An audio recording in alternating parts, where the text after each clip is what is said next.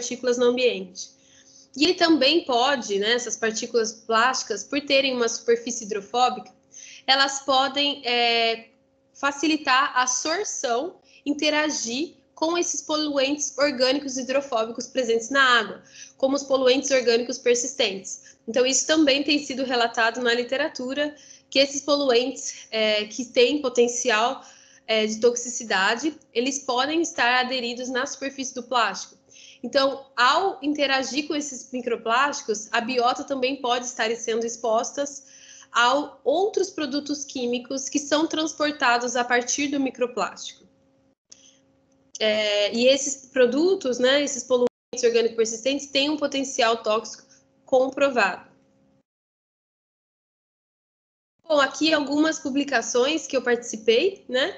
Então, aqui, quem tiver mais interesse no tema, esse foi um artigo de revisão publicado na Revista Virtual de Química aqui do Brasil, onde eu trago a temática, né, dos microplásticos, as classificações, as definições, e é uma revisão sobre os estudos publicados no Brasil e as diferentes matrizes. Então, tem muitos estudos feitos em praia, né, em sedimento arenoso, no Sudeste, no Nordeste, matrizes aquáticas, com a biota. Então, todos os estudos feitos no Brasil até o ano de 2018.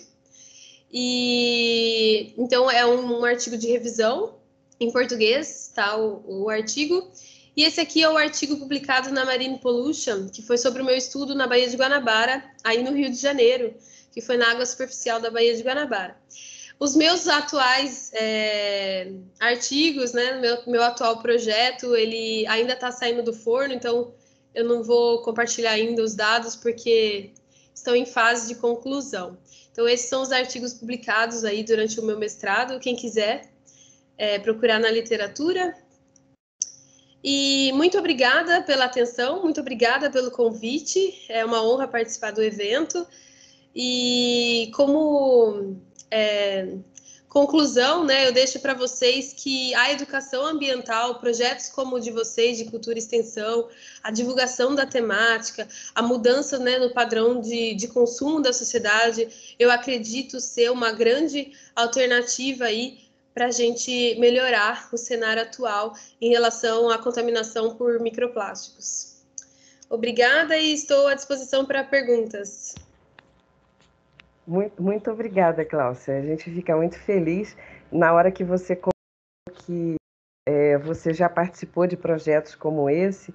Eu lembrei das nossas meninas, dos nossos meninos, né, que ou estão diretamente envolvidos no projeto ou em um outro projeto que decorreu do Menos Plástico é Mais, porque assim, a gente nem percebe, né? Mas essas ações nossas, elas são as grandes sementes, né?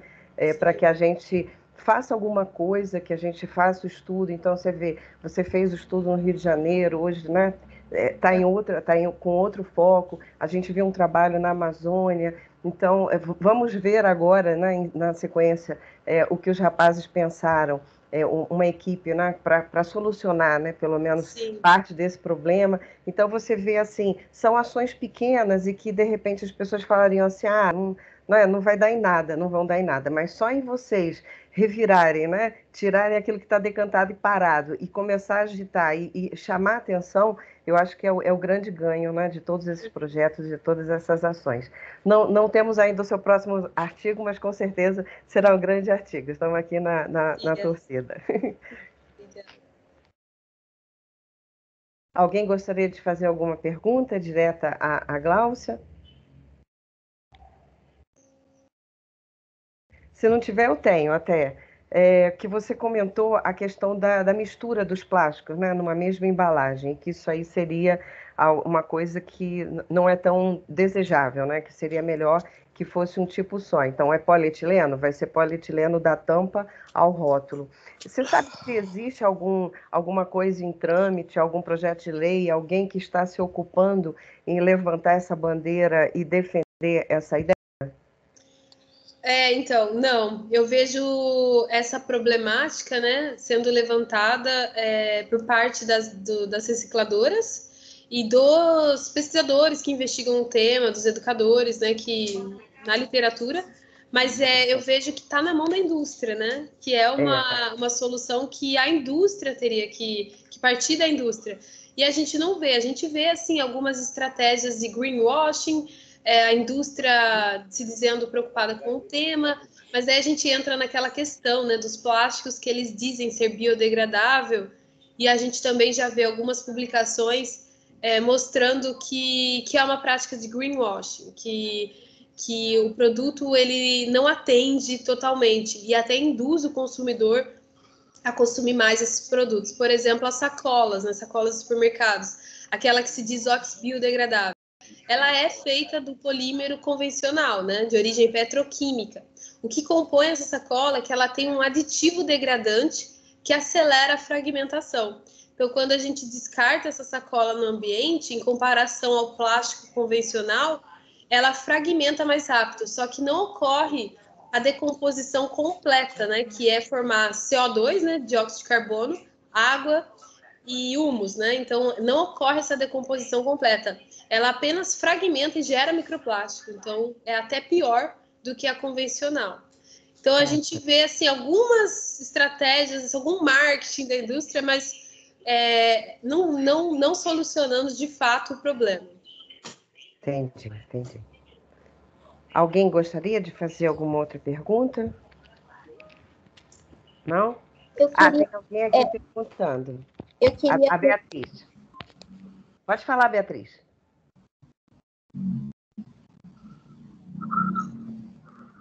Beatriz? Oi, bom dia. Eu queria saber se tem outras formas de prevenir que esses microplásticos cheguem ao meio aquático, além de não usar alguns produtos e esse projeto do pessoal de colocar filtros na máquina de lavar. Então, eu participei de um congresso no início do ano que no Canadá eles estavam implantando esses filtros, né? Estava sendo por lei que era um filtro eficiente que ia reter todas essas partículas. Então, assim, a gente observa, por exemplo, vale comentar que o microplástico ele não é um contaminante que está na legislação. Então, por exemplo, quando a gente vê os pesticidas, né, os agrotóxicos, muitos deles estão presentes na legislação. Então, por exemplo, é de obrigatoriedade das plantas, estações de tratamento de esgoto, tratamento de água, que o seu processo de tratamento seja eficiente para remover tais contaminantes. Já o microplástico não está na legislação, não compõe a legislação. Por isso a importância, né, de artigos científicos como o meu, como o da Daniele, mostrando, né, o monitoramento, olha, está presente, olha, apresenta o impacto, está trazendo problemas para a ecologia dos ecossistemas, porque são a partir desses artigos que nós vamos conseguir introduzir o microplástico na legislação. Então, como ainda não está na legislação no Brasil, não é de obrigatoriedade, né, tratar isso, eu não vejo aqui produtos que a gente possa comprar, possa introduzir na máquina de lavar tal, para reter essas partículas. Isso ainda é um tema pouco abordado no Brasil. Então, o que eu sugiro a gente, como consumidor consciente, fazer as escolhas adequadas. Então, por exemplo, sabonete esfoliante. A gente sabe que há alternativas naturais para a gente utilizar, fazer esfoliação da pele, né? A gente pode utilizar, por exemplo, um sabonete líquido com uma composição química ok, sem microplásticos, sem muitos contaminantes, né? E a gente pode preparar em casa com fubá. Então, o fubá dá esse efeito, né, esfoliante borra de café também, e não usar aquele sabonete que tenha geralmente é o polietileno que eles empregam. Então, se a gente lê no rótulo sabonete esfoliante com polietileno, não usem. E também dá preferência, né, por tecido 100% algodão. Então, são essas as dicas, né, que eu deixo para quem se preocupa em não contribuir. Glaucia, te agradeço muito. e já teve assim, vamos só aguardar assim para a gente fazer as perguntas mais assim ao final, porque na sequência a gente tem os rapazes, né, o Samuel e o João Lucas, que Vamos vão falar assim, disso. vão fechar como luva, né? Como se fosse assim, vocês apresentaram um problema, né? E eles têm né, existe alguma coisa viável que pode ser feita e que você também acabou citando a questão da legislação, né? Então, acho que eles entram agora como, né, muito perfeito, um encaixe, né, um Lego aí. Mas antes eu posso fazer uma pergunta sobre a metodologia? Tipo, como é que você começou a fazer? Assim, quais foram os passos que você assim começou a traçar, sabe, para chegar nesses resultados, sabe, nessas conclusões, assim, sabe? Gláucia, só vou te pedir para você anotar e responder ao final, só para que a gente não se perca, porque aí é muito empolgante esse assunto. Pedindo aí perdão, tá, Letícia? Só aguardar um pouquinho, só para que os meninos, né, os rapazes, eles possam apresentar e a gente tenha assim, o começo, meio e fim, aí a gente abre para discussão e aí a gente só tem ganho lá no final, tá bom, Letícia? Obrigada, Gláucia. Eu que agradeço. Vamos lá, Samuel e João Lucas, por gentileza. Bom dia, vocês estão me escutando direitinho? Estamos. Eu não sei se o João vai estar presente nessa mesa, por causa que eu acho que ele tem problema de conexão, ele não conseguiu me responder. E eu vou aqui apresentar, sou participante da equipe Corais, que é composta por 4 alunos, dois doutorando da COP FRJ e engenharia mecânica, e eu e o João, que somos da Cefet, somos engenharia mecânica e engenharia de produção. E nós fomos participantes do evento internacional, o Invent for the Planet, e nós saímos vencedores na competição nacional, que fomos nós e mais outros participantes de equipes da UFRJ e Cefet. Ocorreu uma competição interna, uma competição nacional, saímos vencedores. A partir daí, tivemos outra competição, que foi a final. Fomos contra os participantes das outras universidades fora do Brasil e saímos vencedores também dessa final e tivemos um resultado muito bom com a nossa solução, que foi um sistema de filtragem de partículas, de micropartículas de plástico. E agradeço muito por esse convite ao evento e vou mostrar aqui um PowerPoint para apresentar de como é que foi a nossa apresentação na competição final e mostrar um pouco da nossa solução.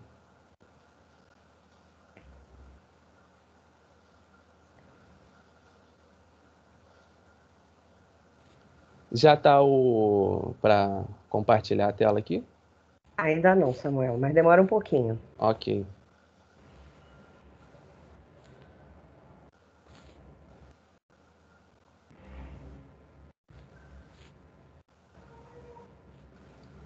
Pronto, vocês estão conseguindo ver?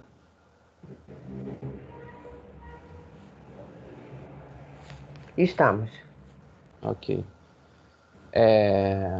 Que gostaria de falar aqui, esse daqui é a nossa apresentação que apresentamos na final lá do evento, e também enaltecer essa mesa que foi um excelente encontro para a comunidade científica, né? Porque aqui temos a Daniela e a Gláucia como as pesquisadores sobre esse assunto, as micropartículas. E também que eu gostaria de falar para a Gláucia, quando nós estávamos propondo essa solução, eu cheguei a ler o artigo que ela foi citada, que foi na Revista Virtual de Química. É um artigo muito bom, com bastante informações, que ajudou bastante o nosso projeto. E temos também o grupo Menos Plásticos é Mais, que passa esse assunto para a sociedade, né? Interage com a sociedade, que muitas vezes na comunidade científica nós temos isso. Nós pesquisamos assunto de preocupação global, que é como os microplásticos, e não passamos isso para a sociedade. Nós não temos apoio da mídia ou diverso. A gente só fica lá no nosso laboratório pesquisando, porque muita gente não tem acesso ao artigo, não conhece as revistas científicas. Muita gente, temos que pegar a academia e interagir mais com a sociedade. Então aqui eu vou querer fazer esse adendo e vou começar a fazer a apresentação do nosso... de como é que foi o nosso... Aqui é o vídeo.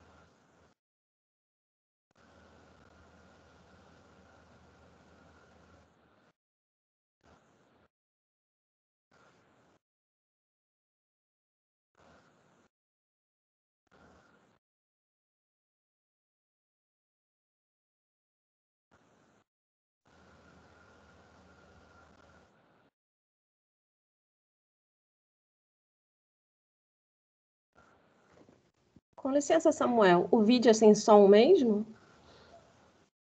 Sim, porque está em inglês, então eu vou, só para vocês assistirem, eu vou comentar como é que foi o assunto do vídeo. Tá, ok, obrigada. Ok?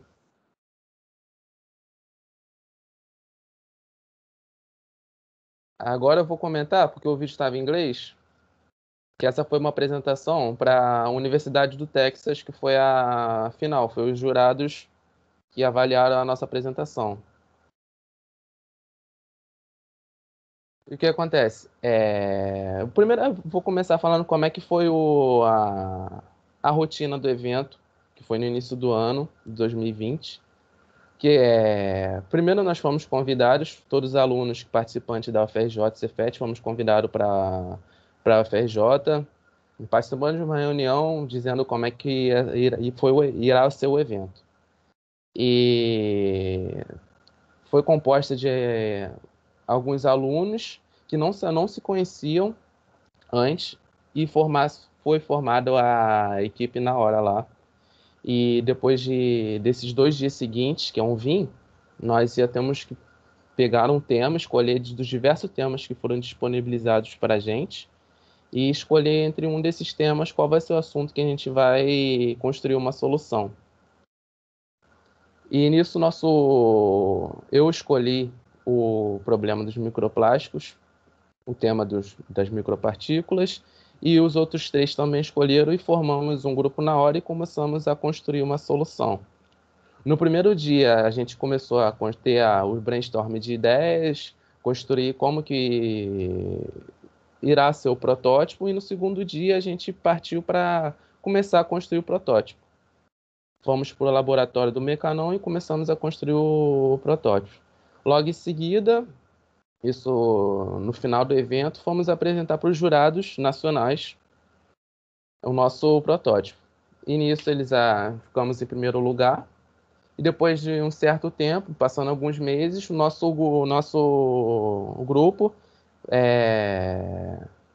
representando o Brasil, fomos escolhidos como os 5 finalistas das 34 universidades, mais de 20 países, para a final. E nessas 5 equipes, foram 2 dos Estados Unidos e outros países, nós saímos como os vencedores, como os finalistas. E nisso foi a rotina do evento. Agora eu vou falar de como é que foi a minha reação durante o evento, que também foi bastante positiva para mim, pela carga que eu tenho de estudos da Cefet, o dia a dia também, lendo artigos, foi bastante positivo para mim. Você via que tinha grupos que ficaram meio perdidos, por ser um encontro de pessoas que não se conheciam, começaram a trabalhar logo ali, naquela hora, naquele momento, e isso causa uma certa frustração na hora. Mas no nosso grupo teve um ponto bastante positivo nisso. E também tivemos ajuda dos instrutores, que são os professores da Cefet e da FRJ, nos auxiliando, dando um caminho ali, né, qual que a gente vai seguir, porque a gente bolou 3 soluções, uma de macro escala, uma de médio e uma micro escala. E no final a gente escolheu essa, que foi a solução do filtro, e ganhamos o evento. Agora a gente já está em processo de patente, já entramos com pedido de patente e já está ocorrendo tudo bem. E aqui eu vou explicar os slides logo em seguida, porque estava em inglês, eu vou dar uma explicada nos slides. Aqui a gente fala que no oceano possui 7 vezes mais micropartículas de plástico do que os plânctons. E também a gente apresenta as porcentagens de partículas, de micropartículas do oceano, principalmente a maior parte deles são de tecidos sintéticos, e foi nisso que a gente tentou atingir. Aqui mostra o ciclo desse preocupante global, de como é que ele chega à nossa casa. E aqui é uma amostra de como aonde o nosso filtro vai funcionar, seja ele numa pia ou seja ele acoplado na saída de máquinas de lavar roupa. Aqui é a estrutura do nosso filtro, como é que é o funcionamento dele. Eu não posso falar sobre o seu método ainda, porque nós estamos com pedido de patente. E aqui foi a apresentação principal que o evento pedia, que era uma solução global, com baixo custo, um simples design e com uma... Samuel, desculpa te atrapalhar. Você está falando, mas você não está apresentando as projeções para a gente. Talvez seria interessante, rapidinho, né? Você só colocar aí para a gente Tá ter parado? Tá parado. Eu estou vendo você. Acredito que todos também. Ah, não. Então não está aparecendo o slide? Não. Eu vou tentar compartilhar de novo. É que eu acho que a gente não quer atrapalhar, né? E no Não, começo eu achei que eu você ia tava falar sem ele. Mas Sim. eu senti agora que você... Né, seria interessante mostrar. Por favor. Deve ter travado.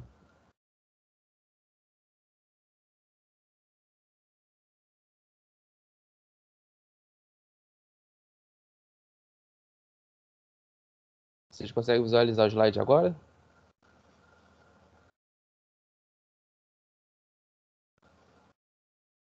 Agora sim. Ok.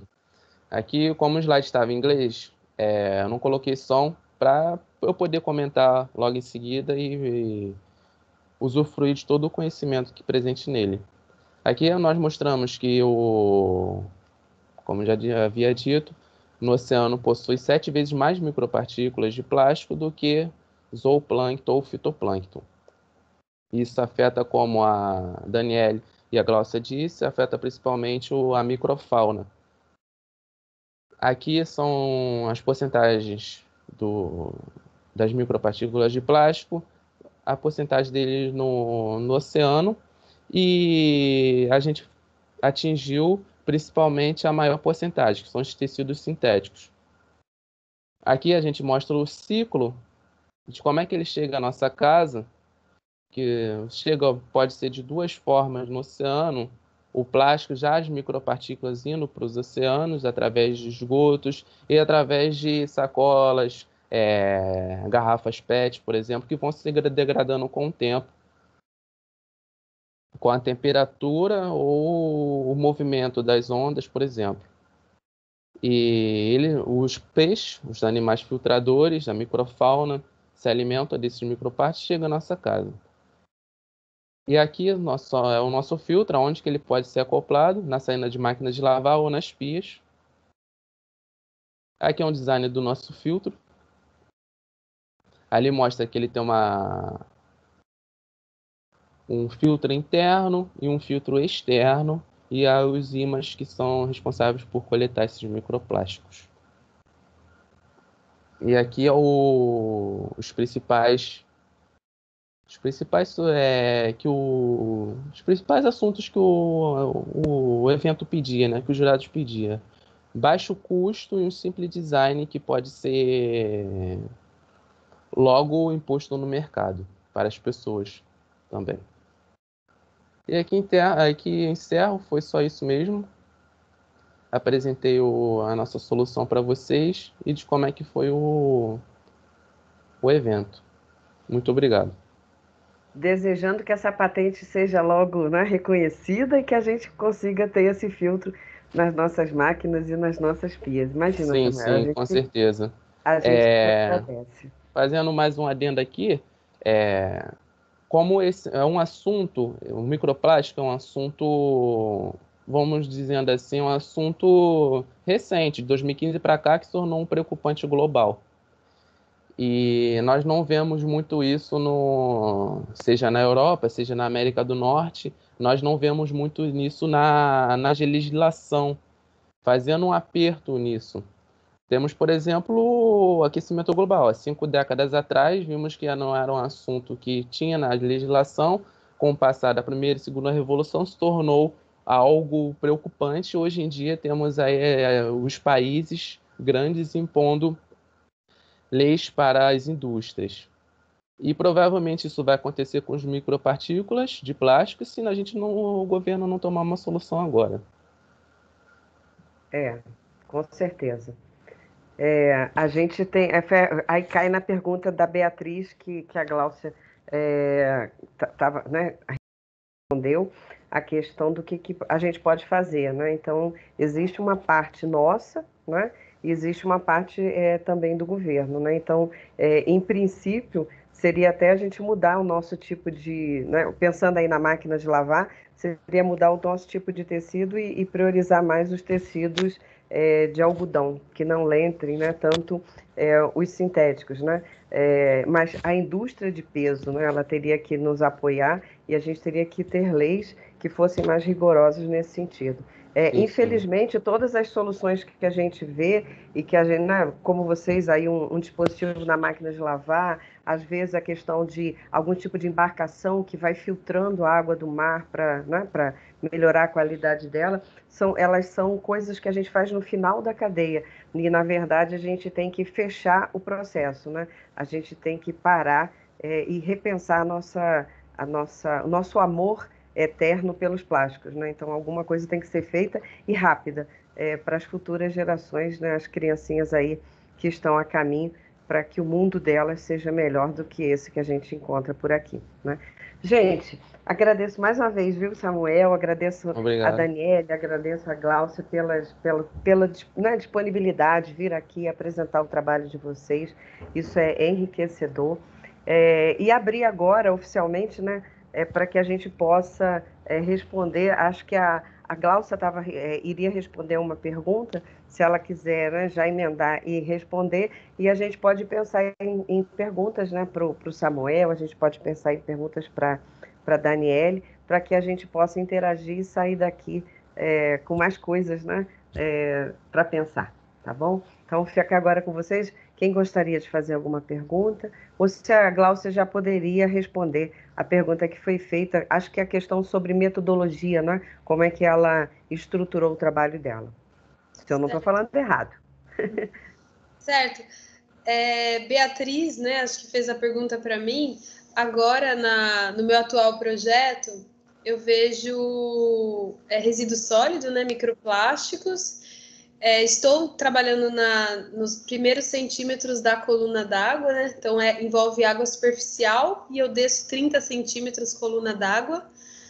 Eu vou dar uma prévia aqui, apesar de não estar publicado, mas as fibras têm sido predominantes. Eu estou estudando água doce, né? Os rios aqui do interior de São Paulo e próximos à saída de estação de tratamento de esgoto. Então, a gente vê muitas fibras, que está sendo o predominante. Então, a gente precisa logo desse filtro aí dos meninos.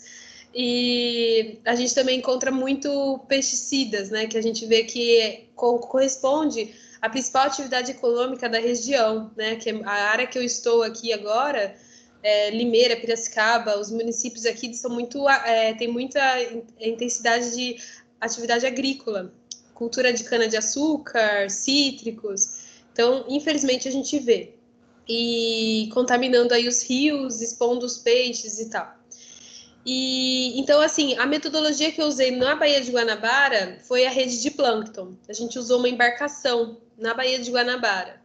Então, foi aquilo que eu disse, o resultado predominante, que a gente utilizou a metodologia, a técnica infravermelho. Não sei se vocês conhecem, espectroscopia no infravermelho, que dá a identidade química do polímero. E foi polietileno e polipropileno os predominantes. E que está de acordo com a metodologia da amostragem, que a gente ficou nas águas superficiais. Mas se a gente descesse, né, já vi um artigo mais recente sobre a Baía de Guanabara, da minha amiga Rebeca, da Federal Fluminense, e ela pegou também da profundidade.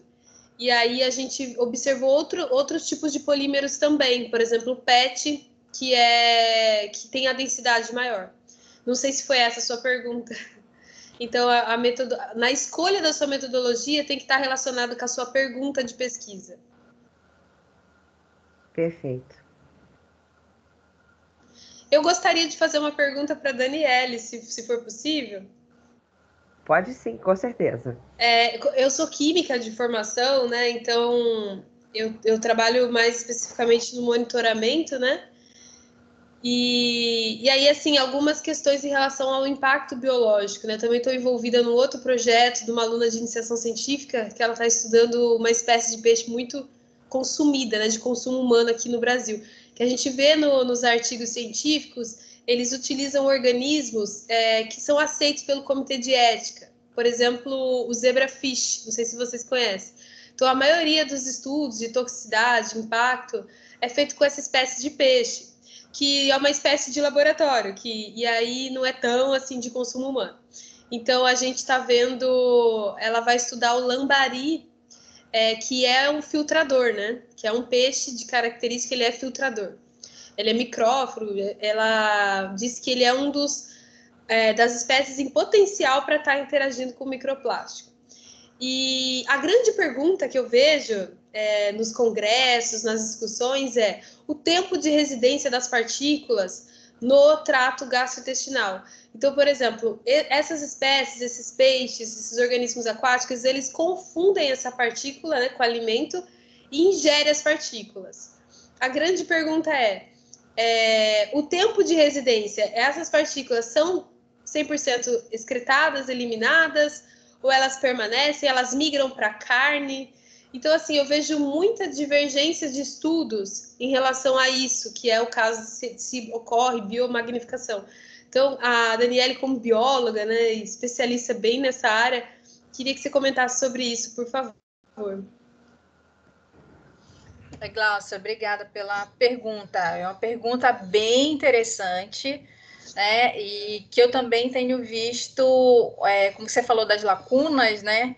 Eu também tenho visto uma lacuna de conhecimento relacionado a isso. O Daniel Herrio, como você falou, é um peixe de laboratório, e os peixes, de um modo geral, eles têm funções diferentes no ambiente, né? Existem aqueles que são filtradores, aqueles que são predadores e que se alimentam tem os onívoros, né? Tem os detritívoros, então eles têm funções diferentes dentro do ambiente. E anatomicamente, eles também são diferentes. O que a gente sabe, o que a literatura revela para a gente, é que os peixes que são, por exemplo, né, detritívoros, eles têm um trato digestivo bem maior do que os carnívoros, né? Só dando um comparativo, né? Os peixes que ficam no fundo também têm uma estrutura completamente diferente. E essa estrutura anatômica interna de trato digestivo, brânquias, esôfago, intestino, né, estômago, isso pode propiciar com que o tempo pode estar relacionado ao tempo de residência. Tem um trabalho, eu não vou lembrar agora o autor especificamente, porque a gente procura ler muitos trabalhos, né?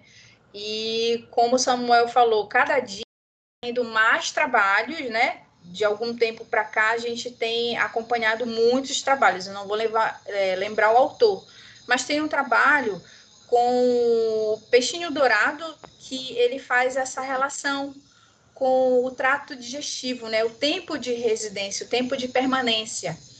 E para o peixinho dourado, é uma média de 3 dias. Só que o peixinho dourado, ele tem o trato digestivo curto. Então, a gente entende que peixes que têm o trato digestivo maiores podem ter o tempo de residência maior. Tem um trabalho com mexilhão que ele expõe a nanopartículas. E ele mostra que essas nanopartículas, elas podem entrar pela corrente sanguínea e se alojar em determinados órgãos, provocando estresse oxidativo, né, efeitos danosos, por exemplo. Então, para peixes, não dá para a gente pegar... O Daniel Hério, por exemplo, ele não é um peixe representativo para a Amazônia. Ele não ocorre aqui na Amazônia.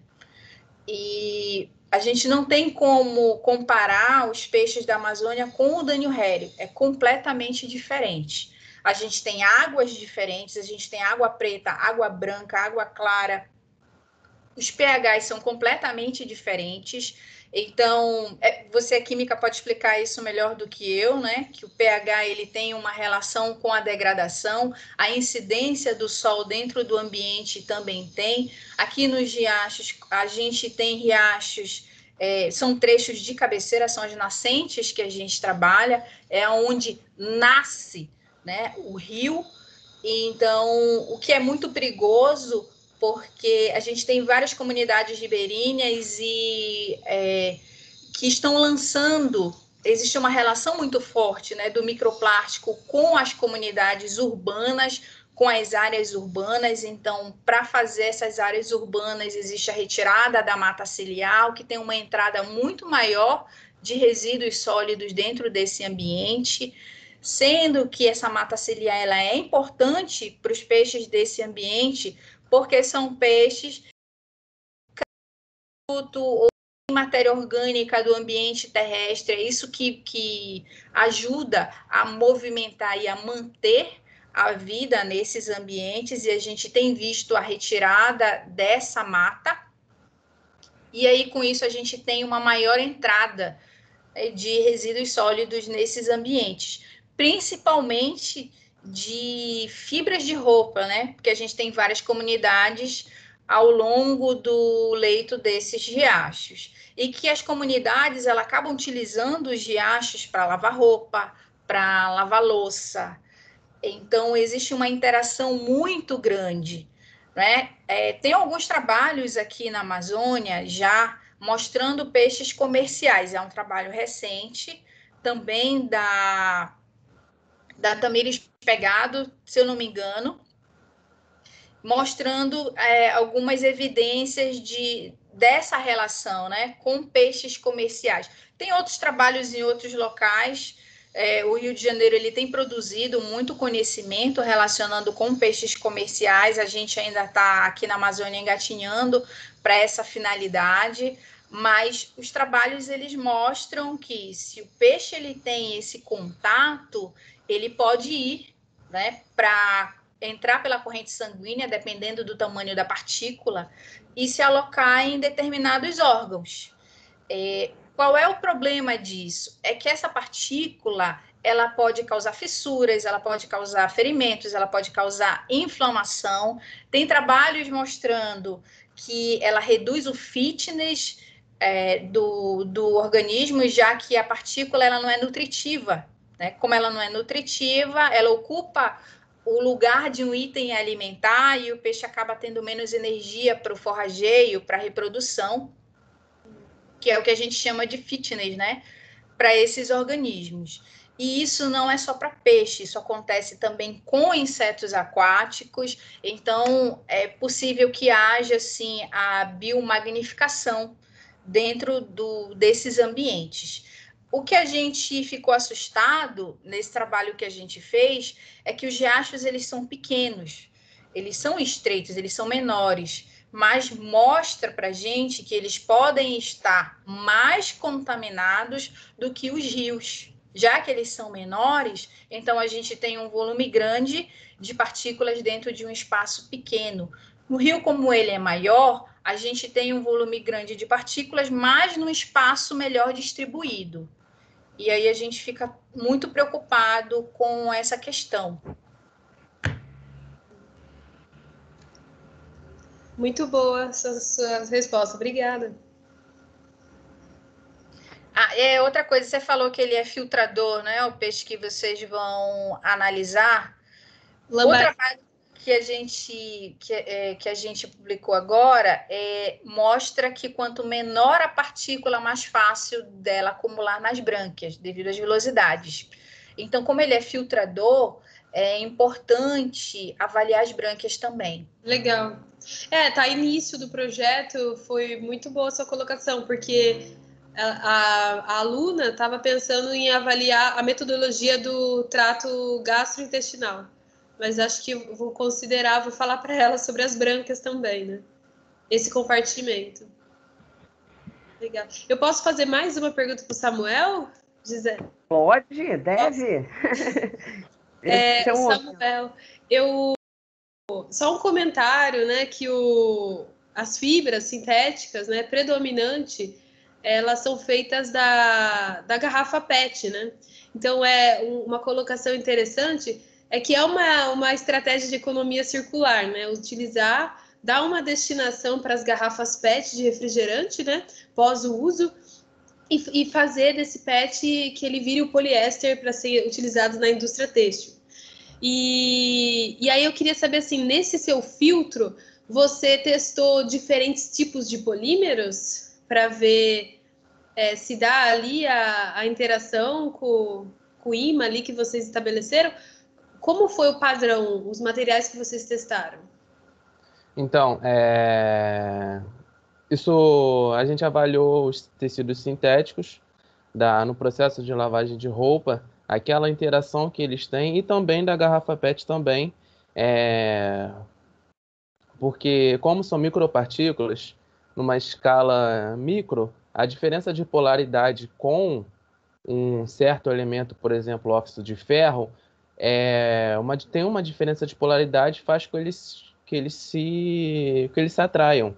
E você tem um ímã, por exemplo, que atrai óxido de ferro. E com essa junção com uma malha de ferro, por exemplo, que irá conter no filtro de 5 milímetros a 100 micrômetros, você tem uma absorção de 97% de qualquer micropartícula de plástico. Legal. Eu tenho uma pergunta para o Samuel também. Eu ia fazer essa mesma pergunta que a Gláucia falou para ele, mas eu ia perguntar também se vocês conseguiram avaliar se, além das partículas de plástico, se existe a retenção de outras partículas não plásticas. E qual seria o percentual de retenção dessas outras partículas? Então, a gente provavelmente com esse filtro, provavelmente vamos reter outras partículas que não sejam de plástico e estejam entre esse intervalo.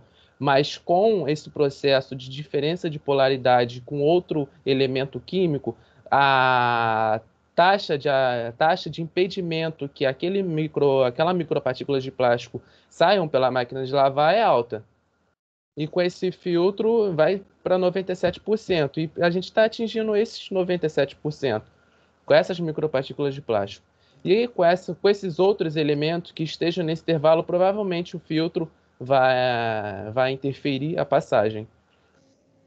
E nós já temos também outros filtros na máquina de lavar que pegam essas outras partículas que não sejam de plástico, mas está em intervalos maiores, por exemplo, de um intervalo milimétrico. Não, pode falar, Daniela.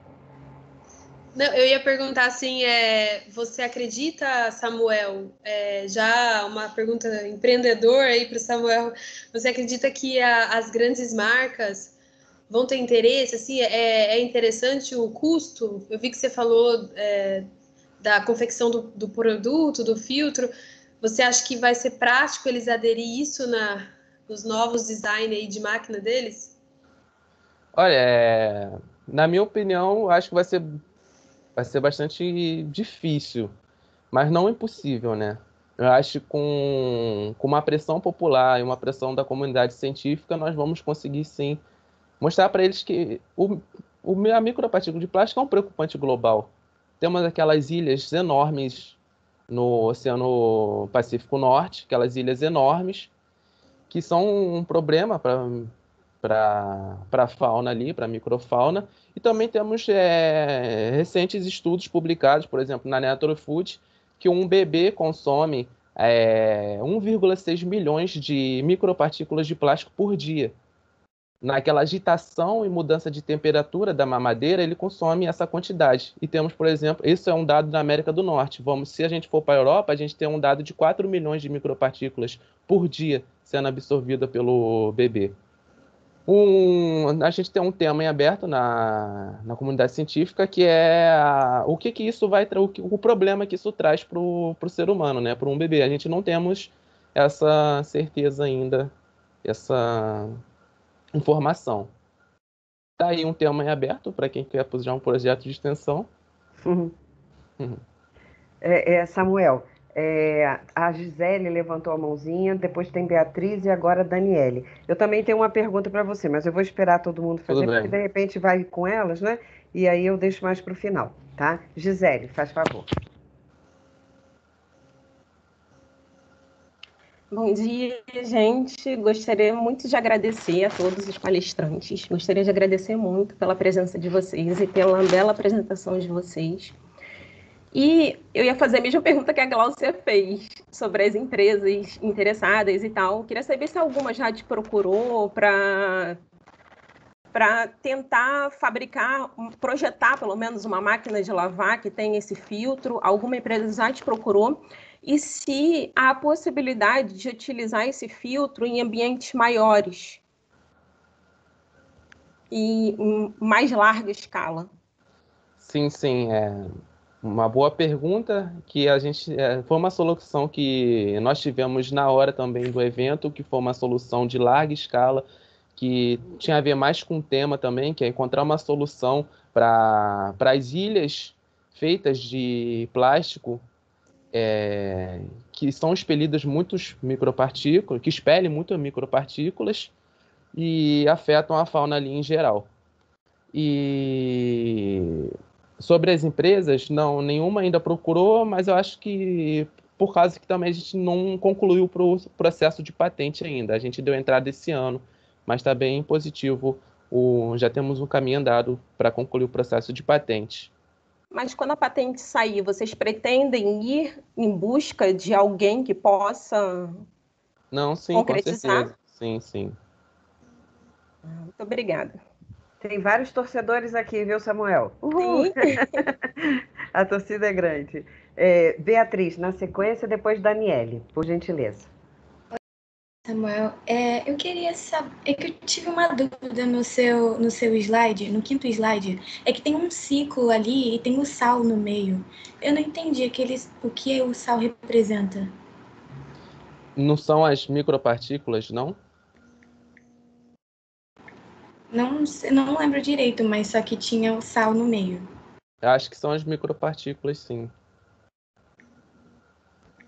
Então tá bom, obrigada.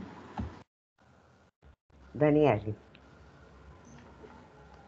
De repente, a Larissa que fez o slide, ela queria passar para os jurados a dimensão e o formato de como é que são essas micropartículas.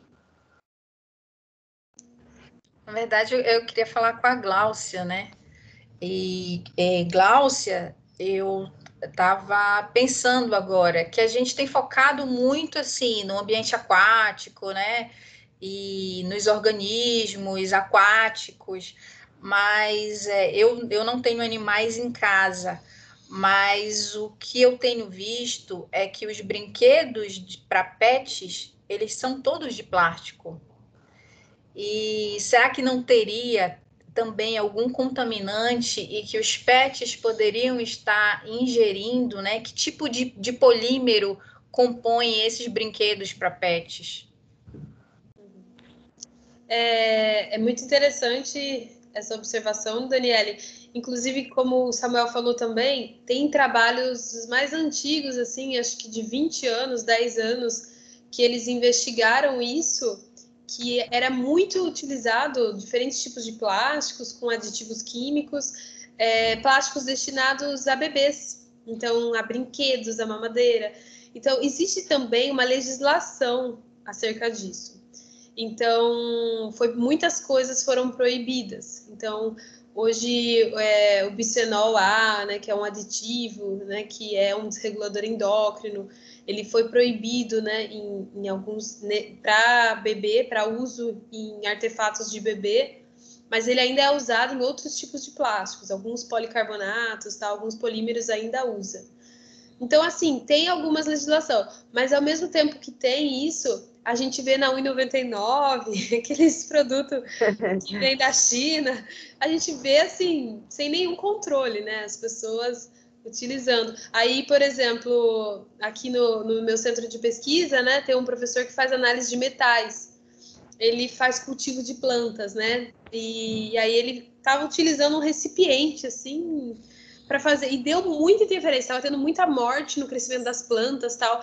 Aí falou, mas o que está acontecendo? Esse fertilizante não tinha nada a ver com o que ele estava pesquisando, sabe? Era para crescer a planta e tal. E estava morrendo e não sabia o que, estava na condição ideal da estufa, adubação. Aí ele foi ver que era o recipiente que ele colocou a planta. Quando ele fez análise de metais, tinha chumbo em alta concentração. Então, assim, às vezes é um simples recipiente que a gente usa que migra, né, o aditivo. Então, a gente tem uma tese também, eu acho que é de uma Universidade Federal de Minas, que investigaram, assim, os aditivos que migram para alimentos gordurosos, né? Então, manteiga. Isso. E, então, assim, depende também dessa característica, né? Que é sempre semelhantes com semelhantes. Então, esses aditivos migram para óleos, né? Gordura. Então, a gente está exposto, né? A gente está sempre exposto. Eu li um trabalho que mostrava uma taxa de transferência dos fitalatos e do bisfenol de 98% para produtos congelados. Então, quando a gente vai no mercado e a gente compra os produtos que estão embalados em sacos plásticos, pode haver uma taxa de transferência de 98% de fitalatos e bisfenol para o alimento. E a gente acaba comendo. Uhum. É muito preocupante. A gente tem um olhar muito sobre a problemática, né, do plástico. E a gente fica muito refém, porque quando a gente vai no supermercado, é difícil apontar um produto que não seja de plástico. Então a gente vai comprar como? Se está vindo com plástico. Eu acho assim, eu gosto de deixar essa minha colocação. Alguns produtos eu vejo que são desnecessários. A gente vê excessos de embalagem e é desnecessário aquilo. Mas, por exemplo, também tem uma outra questão. A gente vê, por exemplo, ao longo da história, que quando em substituição ao plástico, né, que o plástico agora é o material predominante nas embalagens, mas quando era o vidro, a gente tinha uma outra problemática, que era o peso dos materiais. Então, o peso desses materiais para serem transportados era maior, tinha maior consumo de energia na transportadora e a gente tinha uma maior emissão de CO2 no ar atmosférico. Então, a gente vê também esse problema. Então, eu acredito assim, o que a gente precisa? A gente precisa encontrar um meio termo, não adianta a gente banir o uso de plástico, porque o plástico ele tem os seus benefícios, ele é um material leve, ele é de baixo custo, então é difícil a gente falar, não vai mais usar. A gente tem que parar de usar nos usos supérfluos, né, onde o plástico não é necessário. Mas onde ele ainda é necessário, a gente precisa de melhorias da indústria, né, na composição desse produto. Vamos usar, por exemplo, já tem trabalhos, eu já vi teses, onde se propõe usar óleos naturais nessa função de aditivo, plastificante. Então, por que ainda usa aqueles produtos tóxicos como aditivo químico, né? Por que não insere esses óleos naturais que não têm impacto? Então, assim, a gente precisa de algumas melhorias nesse setor. Mas acho que banir totalmente o uso, ainda nas embalagens, eu acho que está um pouco distante. Gente, na sequência, tem a Kelly que gostaria de fazer uma pergunta e depois a Gisele. Bom dia, eu acho que já até boa tarde, eu não tenho vídeo, né? Mas é mais uma colocação para todos aqui, que é uma visão que eu estou tendo. Acho que os impactos que a gente sofre são basicamente ligados à questão do consumismo, né? A sociedade, depois da Revolução Industrial, como isso vem crescendo em larga escala e de forma tão exponencial, que é o que mais me assusta, né? E aí os impactos, extremamente relevante a pesquisa de cada um aqui, e de outras pessoas também, outros cientistas, mas eu concordo com o Samuel quando ele diz que a academia tem que ter uma proximidade maior da sociedade. Concordo com a Glaucia nessa última fala dela, em relação à questão da gente ser realista e realmente entendermos que a gente não vai conseguir banir determinados produtos, né, como, por exemplo, o plástico, em função aí dos benefícios, né, industriais e comerciais que ele está relacionado. Mas eu vejo um passo atrás que talvez seja muito importante, que é a questão da educação ambiental. Né? Se a gente conseguisse de forma que os nossos profissionais atuassem mais em cima disso, até no sentido de terem mais representatividade na parte governamental, e aí sim buscarmos legislações mais aplicáveis, e a gente também conseguir que as gerações futuras consigam entender qual é a necessidade realmente de você ir no mercado e levar a sua bolsa ou botar aquilo dentro de um saco de papel e não de um plástico. Eu acho que essas pequenas coisas fazem diferença na sociedade em si. Então, assim, essa questão também do Samuel de produzir o filtro em larga escala, eu lembrei de uma condição que eu trabalho, que são as licenças ambientais dadas pelo INBAMA e que geralmente tem condicionantes associadas. E seria super importante que a gente pudesse ter, por exemplo, a aplicação desse filtro em larga escala em indústrias que, né, produzem, que usa essa parte de descarte de água, né, e atuar nisso. Então, a minha provocação aqui é realmente saber de vocês se realmente essa minha ideia de que a educação ambiental é tão importante quanto o estudo de proposições para tratar esses impactos é tão importante quanto. Não sei se eu me fiz clara, desculpa.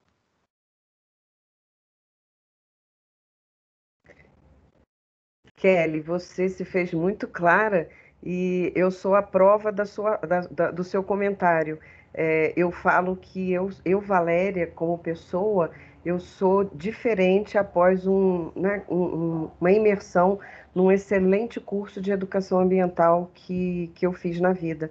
Então, eu acho que assim, a gente muda a postura quando a gente vê os números e fala assim, meu Deus, então essa sou eu que ao longo de uma existência, imaginando 60 anos, 70 anos de vida, que eu vou gerar, então eu tenho que fazer alguma coisa. E aí eu procuro trabalhar isso na sala de aula, eu procuro ser essa pessoa na minha vida, na minha casa, nas minhas pequenas ações.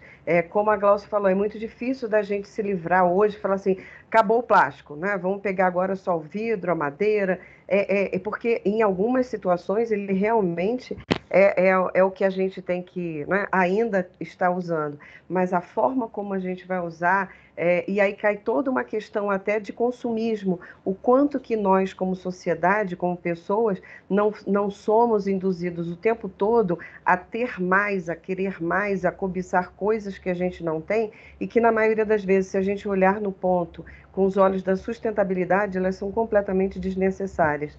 Então, a educação ambiental, eu digo que ela tem que estar assim, no sangue das pessoas, ela tem que estar inseridas no DNA delas, porque na hora que elas são, de fato, que não é uma matéria que você faça na sua vida, mas que na hora que você vê de fato a importância, você começa a traduzir aquilo ali nas suas ações. E ela é multiplicadora. Na hora que eu consigo inspirar 2, 3, que vão inspirar outros, isso aí é um efeito em cadeia. Então, Kelly, não é besteira o que você está falando, é maravilhoso ter essa percepção, e eu te falo como, né, como quem experimentou dessa fonte. Eu não sou a mesma depois de um grande curso que eu fiz. Foram 15 dias que modificaram toda a minha postura como pessoa e como educadora, né? Então, esse é um relato. Não sei se outros têm outra, né, outra visão. Obrigado, Valéria. Nada, querida. Complementando a Valéria, é um tema muito importante, sim, também complementando a Kelly, é um tema muito importante, sim, e eu acho que esse tema tem que ser aplicado também no ensino fundamental e no ensino médio, não só nos cursos superiores, porque já vemos hoje que a maioria dos cursos superiores de tecnologia, temos já, como por exemplo a engenharia, temos a engenharia do meio ambiente, que a maioria das engenharias tem essa disciplina na grade. Também temos que ter projetos também no ensino básico, por causa que vimos que a maior parte da sociedade não está presente na academia, não está presente no ensino superior, e são elas os principais consumidores os principais clientes desses que constroem essas indústrias, que constroem esses plásticos que se degradam no meio ambiente. Obrigada, gente.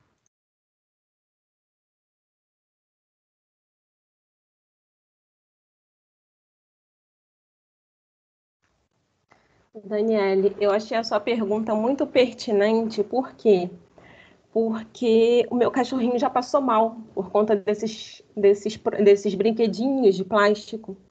E desde então eu só compro assim brinquedo natural para ele. Mas infelizmente esses brinquedos naturais também vêm embalados no plástico. Então assim é bem difícil controlar tudo isso.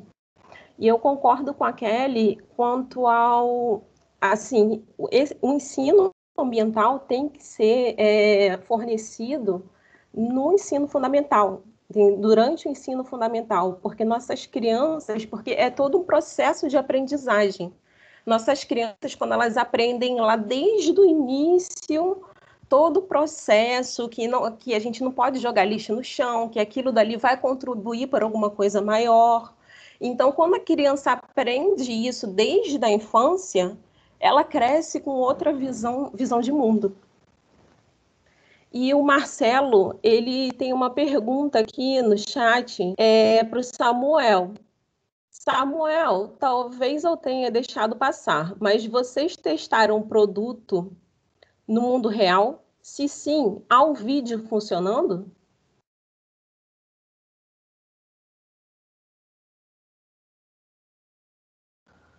A gente não pode mostrar ainda sobre o processo de testagem do produto no laboratório, porque ele está em processo de patente. Mas você tem diversos métodos de captar micropartículas de plástico que tem disponibilizados em artigos científicos, livros de química, e entre outros também. Você pode encontrar esses métodos de captar nesses artigos ou nesses livros.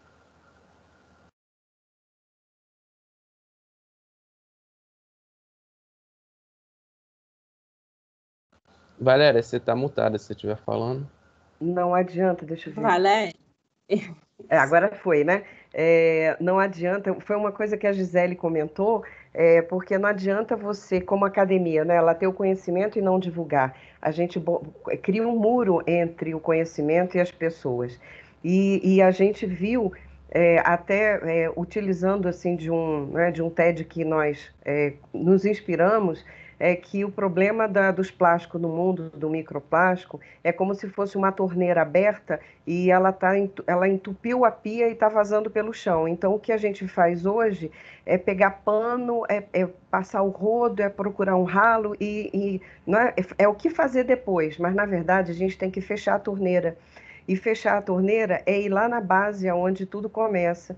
E aí o Menos Plástico é Mais iniciou o ano passado, e a gente foi interrompido por questão da pandemia, e não conseguimos acesso para fazer isso de forma remota, de sensibilizar as crianças, porque o mundo daqui a 20 anos, daqui a 30 anos, que eles vão estar na posição, né, que hoje vocês estão, a grande maioria, são das crianças de hoje. Então, elas têm que ser conscientizadas, de fato, trazendo a realidade, né? Esse é o mundo que vocês querem, então a gente tem que fazer assim, assim, assim.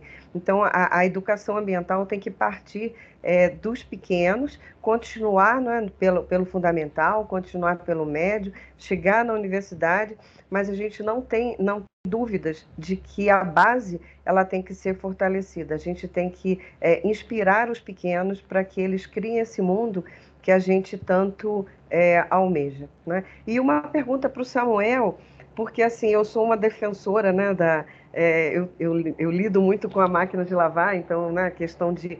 e eu sei da importância de manter um filtro limpo. E aí eu queria só, assim, se vocês já tiverem essa informação, qual seria a autonomia do filtro de vocês? Porque no filtro de máquina de lavar normal, pelo menos a que eu opero, ele tem uma cestinha e que eu faço assim, toda a lavagem, eu retiro o filtro, faço uma limpeza e coloco para que a próxima lavagem, né, ele pegue o recipiente zerado. Eu imagino como um filtro de água que a gente compra, que ele seja lá de carvão ativado, ele tem uma vida útil. Eu tenho um agora que está em ação, que são 6 meses. Em 6 meses, ele vai acender uma lâmpada e ele vai indicar para mim que eu tenho que trocar aquela peça. Vocês têm essa questão da autonomia do filtro que vocês estão propondo? Ou ainda não fizeram esse estudo? Então, a gente vamos buscar para trabalhar no máximo de tempo possível, mas essa troca não vai ser equivalente a um filtro comum, por causa que você fizer essa troca equivalente a um filtro comum, todo aquele microplástico captado será devolvido diretamente àquela passagem ali da pia. Isso. Ou seja, vai ser um processo diferente. Não vai ser o mesmo processo de um filtro, mas a gente vai buscar o máximo de tempo de utilização possível por não poder lavar esse filtro. Entendi. Porque senão você resolve um problema temporariamente, mas depois você cria outro. O que fazer com com aquele resíduo que está no filtro, aonde ele vai ser remetido para que ele seja reciclado, para que ele seja, né, processado. Entendi. A Kelly está com a mãozinha levantada. Não abaixei, desculpa. Deixa eu ver se tem alguma pergunta aqui pelo chat. Enquanto as perguntas não vêm, falar para vocês que lá no chat existe, com primeira mão, um jornalzinho idealizado e que ele está com uma edição especial, fazendo aqui uma propaganda, que foi feito pelo projeto do Menos Plástico é Mais. Então está lá para vocês acompanharem, é só acessar que vocês vão ter ali algumas informações. Ele está estreando na CPEX desse ano.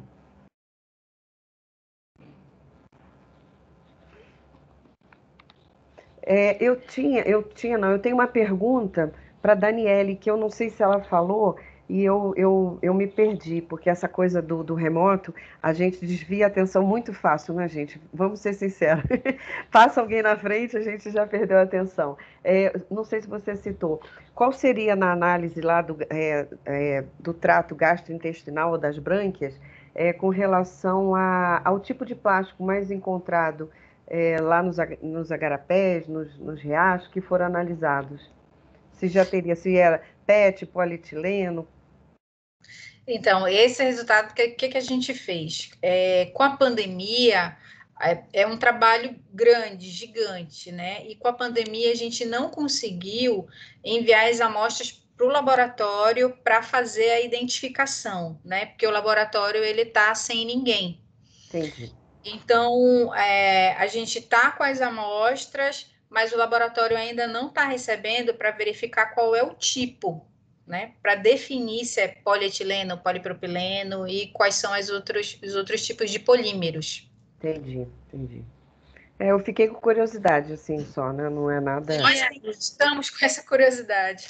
Onde é feito, Daniele? É no Pará mesmo? A gente vai fazer no Pará mesmo, num outro laboratório parceiro com um professor que chegou agora o equipamento para ele, né? E já está tudo certo, só que não tem ninguém no laboratório ainda, porque os casos de Covid aqui estão aumentando muito, né? Uhum. Isso é bem preocupante. Aliás, né, gente, para pesquisa no geral, para tudo, né, atrapalhou bastante essa situação que nós vivemos, né? Tudo está parado, né? Tem uma dificuldade muito maior com relação aí à nossa vida no geral, né? E não podia ser diferente a pesquisa, né? Uma pena. Deixa eu ver se tem alguma pergunta aqui pelo chat.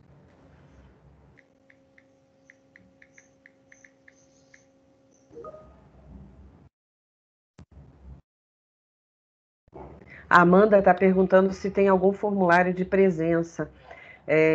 Eu acho que no final a gente puxa uma lista de presença, ou é o próprio DETINF, eu não sei quem abriu a sala, quem criou a sala. Quando a gente está em aula, é isso que a gente faz, né? A gente busca uma lista de presença no final. A Gisele está aqui respondendo que a organização da CPEC será responsável pela lista. E vai encaminhar a todos, né, um certificado de participação.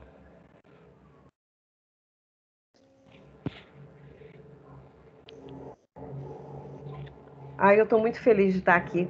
É muito bacana e eu já estou vendo assim não sei, né, se eu fico sonhando, né? Mas uma falou do rio, outra falou do mar, né, um outro falou do recurso. Eu falei assim, gente, quem sabe, né? Acaba a interação aqui e aí a Gláucia teve uma ideia que pode ajudar a Daniela e vice-versa, né? E o Samuel falou assim, pô, por que eu não pensei nisso, né? Então assim. Eu acho que são convicções, né? Não nada científico, mas nada é o acaso, né? De alguma forma a gente foi reunido aqui e para falar dos trabalhos, para que aqueles que não conheçam, né, tenham um conhecimento maior desse universo e que eu vejo, né, como muito preocupante, né? Eu acho que assim a gente tem sim que se preocupar com a qualidade de vida, com a nossa vida, né? E com a do planeta, porque como vocês falaram, a gente ainda não sabe quais seriam os efeitos a médio e a longo prazo desses microplásticos até no nosso organismo, porque nós estamos lá no final dessa cadeia alimentar, né? E o microplástico está até no próprio ar, né? Se bobear na água que a gente bebe.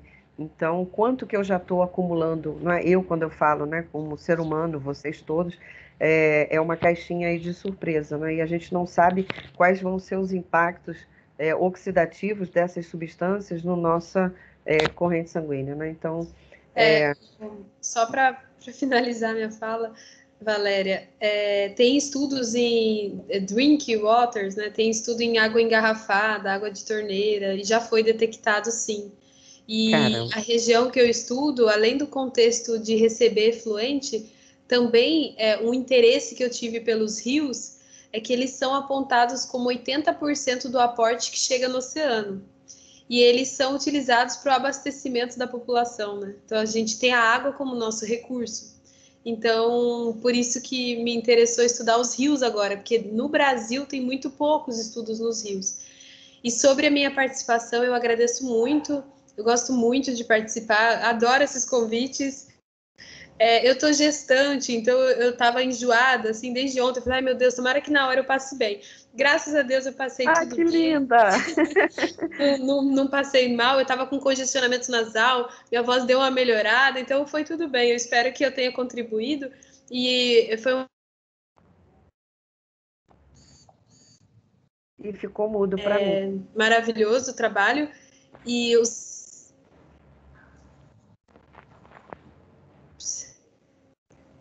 Olá, vocês estão me ouvindo? Agora sim. Deu uma congelada. Ué, que estranho. Só para mim? Para mim também congelou. Olá. Acredito que a internet tenha caído. Voltou, Gláucia, você voltou. Eu estava falando que eu tinha lido o trabalho da Daniele, fiquei muito orgulhosa de ver esse trabalho numa revista internacional, trabalho brasileiro, um lugar que é o nosso coração, né, a Amazônia. Achei lindo o trabalho, parabéns, Daniele, foi uma honra participar com você. Gostei muito do Samuel e eu ganhei meu dia, porque ele disse que leu o meu trabalho de revisão e que eu pude contribuir ali. Então a gente vê que a gente vai plantando as sementinhas aí para o mundo, né? Para deixar um mundo melhor para minha filha e para as outras gerações. Isso aí. Eu falei, eu estava aqui você falando, eu falei assim, gente, ela tem um motivador, né, interno. Sim! Né? Mais do que ninguém, né? É preparar esse mundo para essa sua bebezinha que está aí, que vai nascer com muita saúde. E a gente imagina, a gente é que agradece a você, a Daniele, ao Samuel, a todos, né, que estiveram aqui, a professora Gisele, a equipe toda do Mentos Plástico é Mais. Assim, é muito bacana a gente estar engajado em alguma coisa que some, né? Não porque aquilo ali vai te trazer alguma coisa, né, de imediato, você fala, o que eu ganho com isso? E a gente ganha com isso um planeta melhor, um mundo melhor. Então, sendo bem altruísta, né, eu acho que assim, é olhar para fora, não só olhar para dentro. E cada um de nós aqui, se a gente já sair daqui pensando em alguma coisa positiva que a gente possa fazer, possa ler, né, possa se informar para melhorar esse mundo, a gente já ganhou o dia. Eu também fiquei, Glaucia, emocionada quando ele citou, eu também, a gente não sabia, e eu falei assim, caramba, olha que mundo pequeno, né? É muito bacana, muito e bacana. olha que fruto lindo, né? Ele está desenvolvendo produtos para resolver o problema. Maravilhoso. É muito bacana. A gente fica emocionado, né, quando a gente vê ações como essa, às vezes um ex-aluno, às vezes uma colega de trabalho, né, engajar em alguma coisa dentro dessa linha e inspirada por alguma coisa que você tenha iniciado, tenha falado, né? Isso aí é enriquecedor. Você está de quantos meses, Gláucia? Eu estou de 5. Caramba, ainda tem um pedacinho aí para na metade. Vai dar tudo certo, vai dar tudo certo. E o enjoo vai passar, daqui a pouco você tá melhor, né? Isso verdade, tomara. Dizem que é porque é menina, né? Aí tem a lenda, fala até quando a gente enjoa, porque tem muito cabelo, a criança. Pode ser. Se puxar para a mãe, ó. Mas é isso, gente. Eu queria agradecer também, né, o convite, a participação, para mim foi realmente muito proveitoso, né? A Gláucia falou que está grávida. Eu atualmente estou trabalhando com grávidas. A gente está fazendo coleta de fezes e leite materno, né? E com os bebês a gente vai fazer um acompanhamento por 2 anos e a gente vai fazer análise de bisfenol no leite materno e nas fezes, tanto dos bebês quanto das mães. Dos bebês para ver o que está sendo repassado nessa transmissão vertical de mãe para bebê, já que os primeiros meses de vida é só alimentação do leite materno. E a gente também vai fazer análise de microplásticos e bisfenol na água da torneira, na água que a população consome e também nos peixes comerciais que a população está ingerindo. É um projeto que está ativo agora, a gente está fazendo. Ontem foi um dia de coleta para mim, hoje eu não fui na coleta, mas foram outras pessoas para fazer essa coleta, para a gente poder dar continuidade no estudo, para que eu pudesse estar aqui. Amanhã a gente tem coleta, então praticamente todos os dias a gente está conseguindo um horário de coleta, né, dentro do que a gente consegue fazer, porque a gente está em pandemia e isolamento social, né, mas mesmo assim a gente tem conseguido alguma adesão das mães para fazer esse trabalho, tá? E futuramente a gente deve produzir, não muito distante, no futuro não muito distante, alguma coisa relacionada a microplástico e bisfenol em seres humanos. Caramba. E o que já tem, né? Já existe a análise de microplástico em placenta, né? Uhum. Que eles chamam até de plasticenta, o nome do artigo, e é bem recente. Caramba! E a gente está buscando um parceiro para análise de bisfenol. Vocês fazem, Gláucia? Fazemos. Olha aí a oportunidade nascendo. É um dos que eu estou monitorando. Vou te mandar um e-mail, então. Pode mandar. Já nasceu uma semente aqui, hein, gente? Sim. A Kelly tinha levantado a mão? Eu vi errado? Acho que vi errado. Não, a minha dificuldade aqui com esse sistema. Tudo bem. Eu sou um pouquinho mais velha, eu tenho alguma dificuldade aí com essas tecnologias. Nada, mas a gente vai aprendendo. Gisele, você ia falar também, não? Ou eu também vi errado? Porque quando vocês mexem, fica mais vivo para mim aqui o ícone, o avatar de vocês. não ia falar não, Val, mas já que você achou que eu ia... Então, bora lá. Gostaria de agradecer muito a presença de vocês. Foi assim, foi muito rico para o nosso conhecimento. Acredito que para todos que estavam presentes. E assim, Daniele começou a falar dos estudos, eu já estou ansiosa aqui para saber as respostas.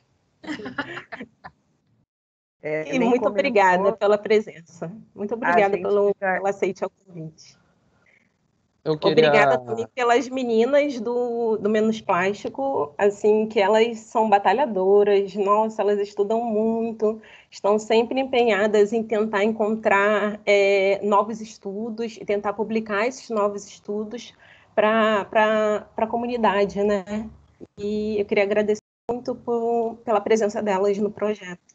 Sou muito feliz graças a elas. Eu também queria agradecer a participação nesse evento e exaltar também o trabalho dos pesquisadores que contribuem muito para a sociedade e também para a engenharia, que eu sou apaixonado, que é utilizar esses estudos para encontrar uma solução de algum problema e receber aquele feedback positivo da sociedade no meio ambiente.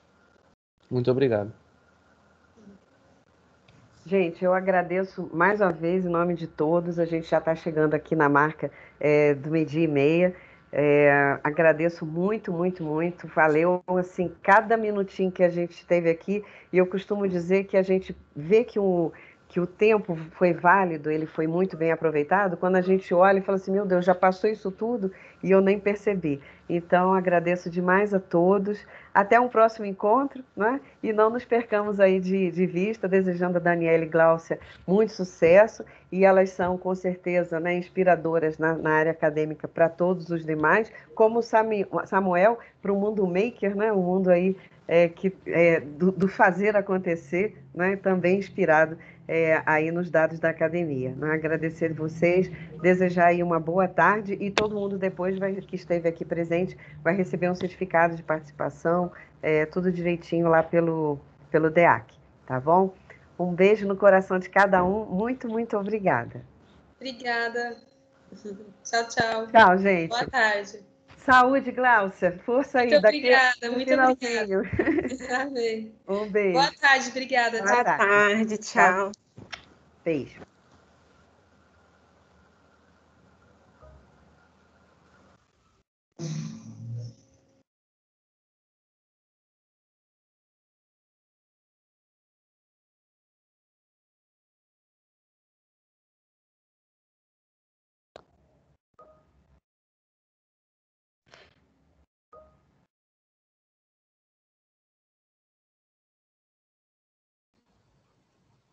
Qual é o nome das criadoras do projeto? Gisele Correia e Valéria Pereira.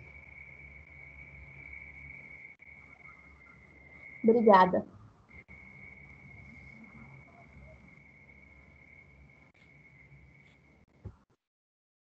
Letícia, você é do Cefet? Sim, sou sim. De que turma? Eu sou do primeiro ano de administração. Ai, que bacana. É muito bom ver alunos do primeiro ano envolvidos nas atividades. Isso é muito legal.